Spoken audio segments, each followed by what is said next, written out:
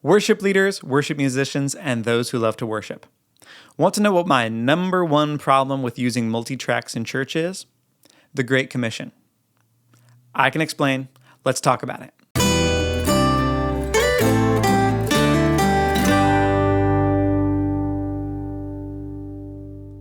Welcome to the Worship Homestead. My name is Nathan Smith. Thanks for joining me.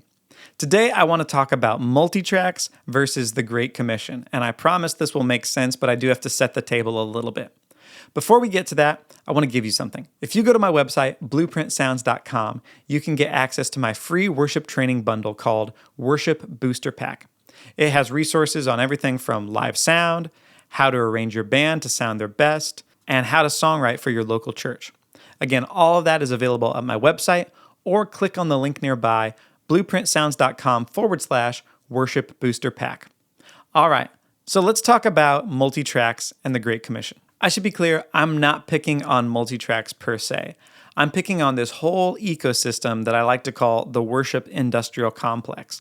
That's the mega churches, the record labels, the artists, the technology companies that support it like Praise Charts, MultiTracks, Planning Center, all of that. Even the companies that make the musical instruments, they're all part of this industry, the worship industry, as we like to call it.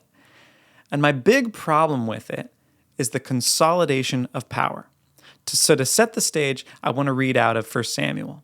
So in this part of the Bible, we're getting to the end of the era of the judges. Samuel was a prophet, and he was sort of the last judge, and his sons were no good.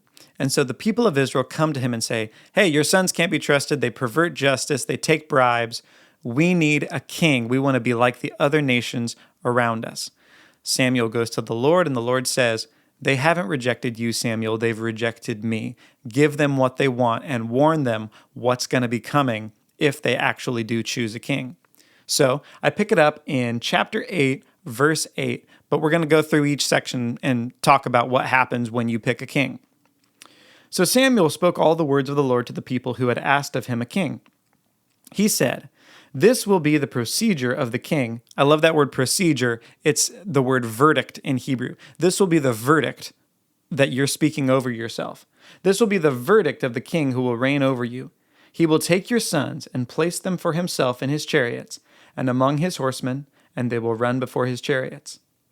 So, in Scripture, the family is the little kingdom, right? Every man, the head of his household, the man, the wife, the children, that's the smallest, basically, association of society that we have, right?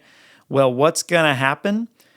The Lord says through Samuel, if you choose a king, the first thing that I'm going to do is I'm going to take your sons out of your little kingdoms and use them as the building block for my big kingdom. Next, he will appoint for himself commanders of thousands and of 50s, and some to do his plowing and to reap his harvest, and to make his weapons of war and equipment for his chariots. So this king needs an administration, and he's going to appoint people. So government's going to get more complicated, and they're going to, the plowing and the harvest, so the agriculture, but also the wealth of the land, and weapons of war and equipment for his chariots. He is going to be thinking about expansion. And so everything that you had, well, he's taking that for his own purposes to build his kingdom. He will also take your daughters for perfumers and cooks and bakers. First he took your sons, now he's taking your daughters. All of the building blocks of your family, of your little kingdom, are now going to be used for his kingdom. He will take the best of your fields and your vineyards and your olive groves and give them to his servants. Now this guy is using your stuff and giving away your wealth as personal favors to his friends so that he can get what he wants. Does that sound familiar? He will take 1/10 of your seed and of your vineyards and give it to his officers and his servants. So because his government is growing and his administration is growing, he's going to need your money to pay for his administration. He will also take your male servants and your female servants and your best young men and your donkeys and use them for his work. So all of the things that you were going to use as building blocks to increase your own little kingdom, right? Your family, your initiative, your free enterprise and your small business, well, that's going to him too. He will take a tenth of your flocks, and you yourselves will become his servants. Finally, not only is the taxation going to get worse, but you yourself will come into his kingdom and be under his rulership. So instead of you having your own small business or your own little kingdom, even that's going to go away. Then you will cry out in that day because of your king whom you have chosen for yourselves, but the Lord will not answer you in that day. Finally, only at the very end will you realize this was a bad idea and the Lord will not answer you. The point is that God's government and man's government are opposed to one another. God's government gives life, spreads out authority, expands it, and man's government always consolidates power into fewer and fewer hands. Think about creation. When God makes the garden and he makes everything and he sets Adam and Eve down in the middle of it, what does he say? He says, be fruitful and multiply, fill the earth and subdue it. Take the garden part of the world that I've given you as a blueprint and go make the rest of the world like this little garden that I gave you. He wants to expand authority, and he does that through having children and teaching them to do the same thing. Well, what happens when he destroys the earth in a flood? Well, he saves Noah and his family, and the first thing he tells them when they get off the boat is the same thing. Be fruitful, multiply, fill the earth, subdue it. He is wanting to push out authority. He's wanting to take the authority that he has and then make others rulers. He wants to make his children in charge of more and more. Well, what happens when man is in charge? We get the Tower of Babel. Everybody comes to one place and they gather under one ruler and they're building a tower to the sky. Yep. Well, what happens when Israel is asking for a king? The Lord knew that this would happen, and he warned them exactly what happens when kings get in charge. They consolidate power. They take from other people and they use them as building blocks to make their own kingdom. It is the natural inclination for ambitious, selfish men to grasp at power, but they're given power by a majority that can't be bothered. Israel wanted to be like the other nations. They wanted a king, and God warned them. He said, this is going to happen. Power will consolidate, and you will regret it. And they said, no, we want somebody to lead us out into battle. Contrast that with what Jesus does in the Great Commission. He's just risen from the dead. Here we are in Matthew 28:18. And what does he say? And Jesus came up and spoke to them, saying, all authority has been given to me in heaven and on earth. Go, therefore, and make disciples of all nations, baptizing them in the name of the Father and the Son and the Holy Spirit, teaching them to observe all that I have commanded you, and lo, I am with you always, even to the end of the age. Here we see Jesus doing exactly what his Father did after creation, and that is giving away authority. All authority has been given to me, therefore, go and make disciples. You be little kings, just like I am the king, and go take this kingdom all over the earth. That's what he said to do. Take over the world, not for domination, but for dominion. That's what we're called to do. In God's way of governing, power is supposed to be expanded and multiplied, not consolidated. Let me give you another example from U.S. history. Alex de Tocqueville was a Frenchman who lived in the early 1800s, and he visited the United States and wrote down his reflections on the way that American government worked. It's called Democracy in America, published in 1831. Well, he had also been to England, so he had something to compare it to: French government, English government, and American government. And what he noticed was that American government was very diffuse. What I mean is, in France, it was one of the first countries to have a really national government. The word bureaucrat actually is a French word, and it refers to a bureau, which is a desk, which is where the government official would sit and do his work. So we get bureaucracy from France. Thanks, France. So let me read from Democracy in America so you can get a feel for what Alex de Tocqueville saw. Americans of all ages, all conditions, all minds constantly unite.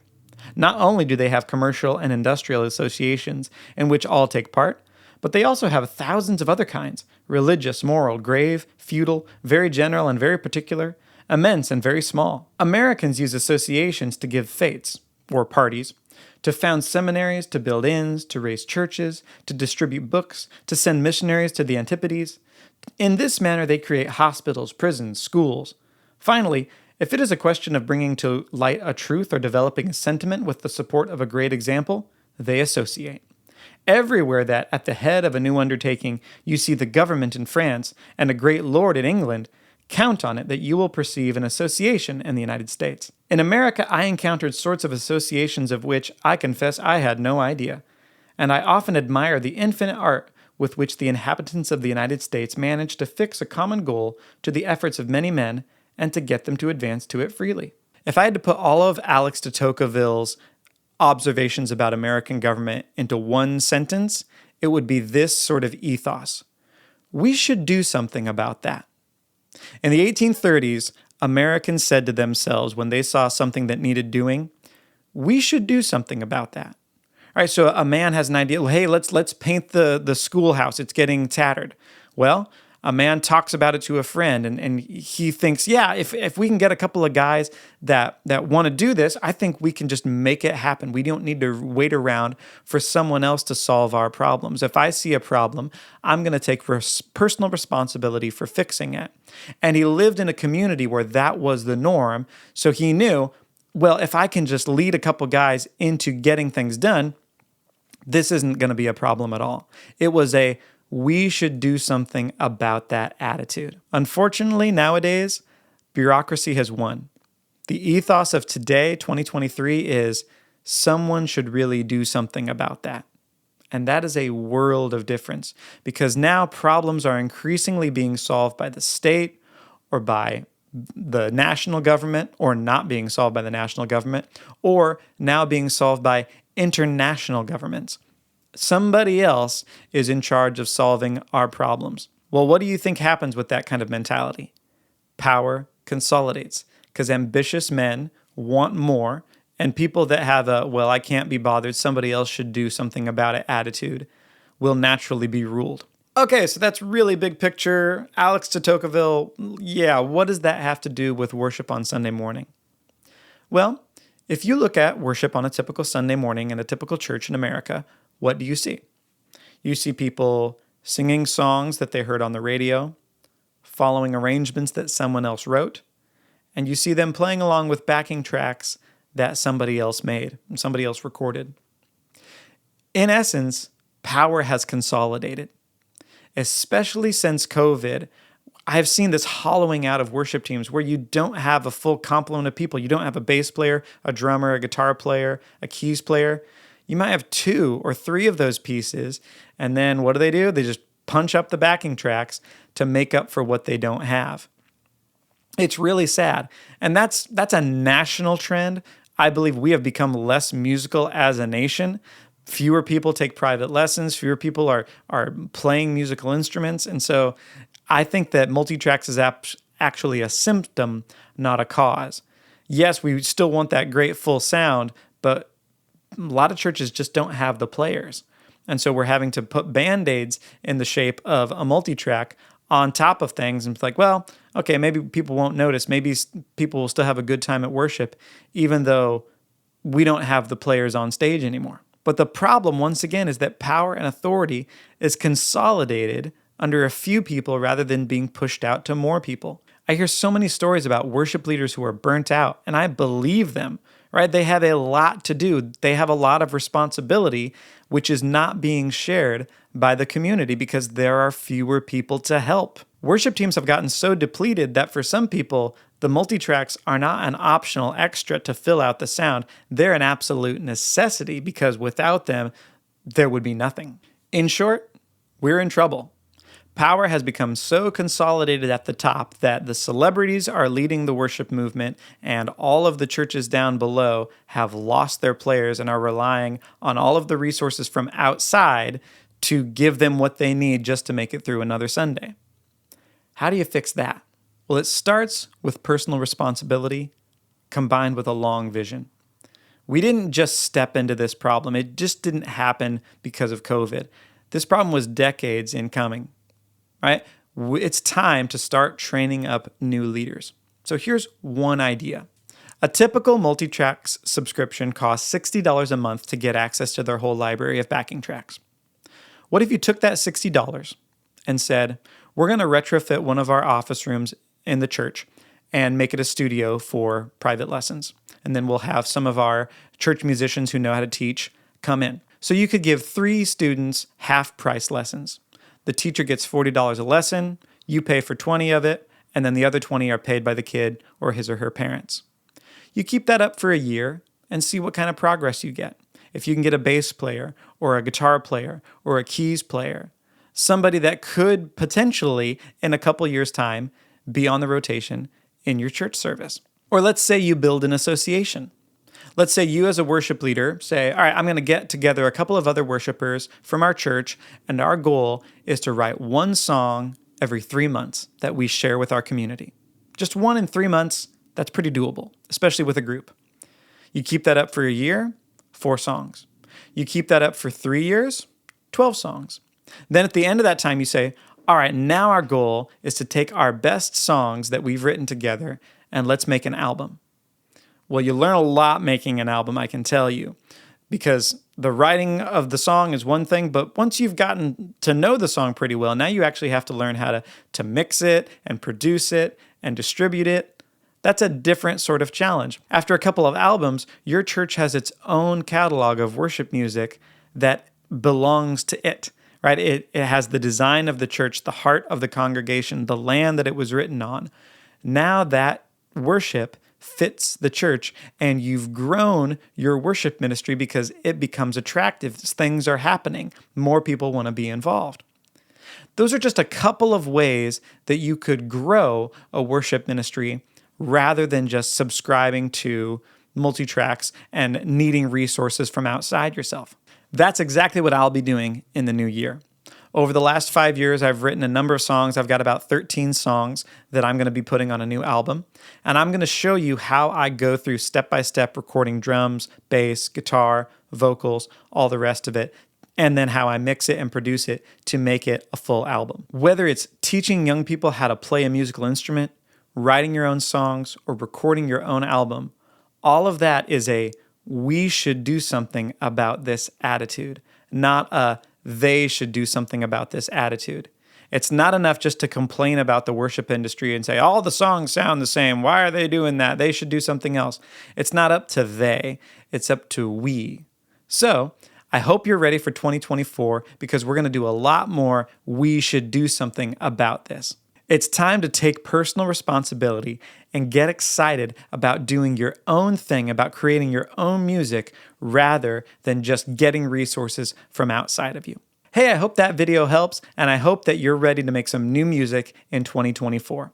Until next week, God bless and goodbye.